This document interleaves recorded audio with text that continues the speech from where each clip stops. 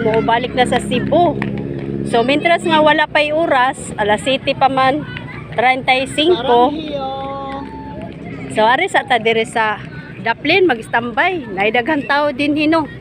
O ako ipakita ninyo unsa kadaghan ng tao din hi o di kay maklaro.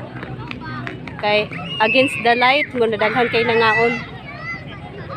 No, napoy nagpractice dire og sayaw. Tuara ang barko guys nga iyang sakyan karon. Kana nga barko nakalanding pa kay wapay oras alas 8 untop ang biyahe. So manang amo na lang gihatod si Divers Vlog dere sa Biwok. Muni tambayanan gyud sa tanan nga mga tao dinhi mag-practice og sayaw, mangaon og barbecue, tambay-tambay skilid.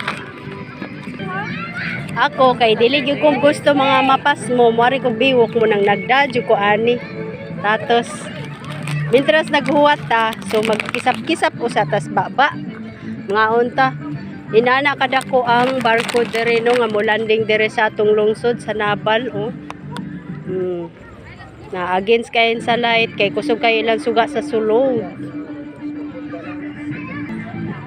Sa wakas si Divers Vlog naka-create na dire og naka-video. Dili gyud siya lugi.